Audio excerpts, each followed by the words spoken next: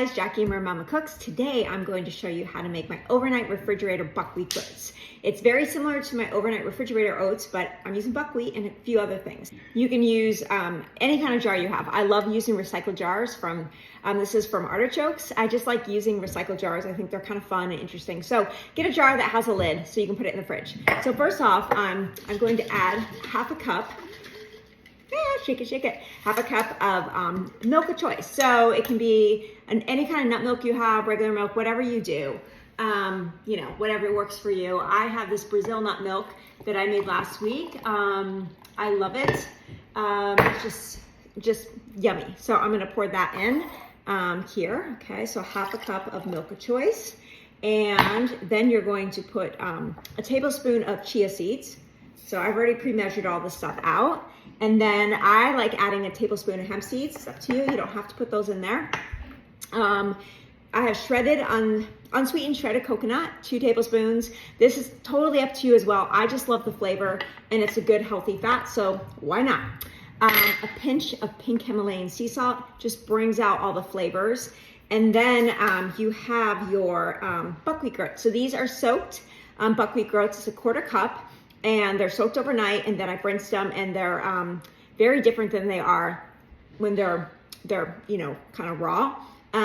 They're kind of chewy and they're great. So I'm gonna put those in, okay?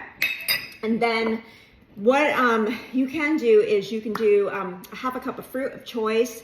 It's winter, so I made, this is my blackberry compote, and I made some raspberry compote. This is just basically frozen berries that I add a little bit of water to and a pinch of pink Himalayan sea salt. That's it. No sugar added to these because you don't. It's fruit, right? But the raspberry smells intense. It's amazing. Anyway, I do have a link to those recipes, but I'm going to add a half a cup of, I'm using raspberry today, so half a cup of this raspberry compote. And then, yeah, and to this, like, this is where the fun comes in. You can add anything you want to these things. You can add protein powder, you can add collagen, whatever you want. I'm gonna actually add some goji berries because I kind of like them, and you know, why not? It just adds a little bit of crunch and texture to them. And then I'm gonna add some bee pollen, you know, just to kind of give it a little bit of whatever. So again, this is up to you. Add as much or as little as you want. It's a base recipe. And this is where the fun comes, is the things that you add. And then everyone likes a little bit of sweet, right?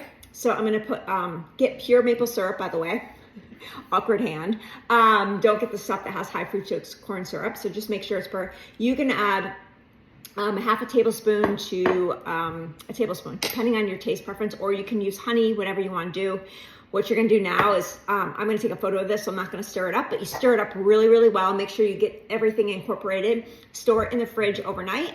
And the next day, I love it warm, Steve loves it cold. So I take mine and I put it in the microwave for, first I top it with almond butter, or my favorite tahini, or peanut butter, whatever you like. I take about a tablespoon or more of that, and then I top it and then I put it in the microwave for a minute, and then I mix it all together, and it's perfect winter travel breakfast if you're heading up to the mountains or anything like that. So anyway, I hope you guys love it. I have 2 versions here, and this is just my go-to, especially busy mornings, or if you're going to work, bring this to work. So I hope you guys love it.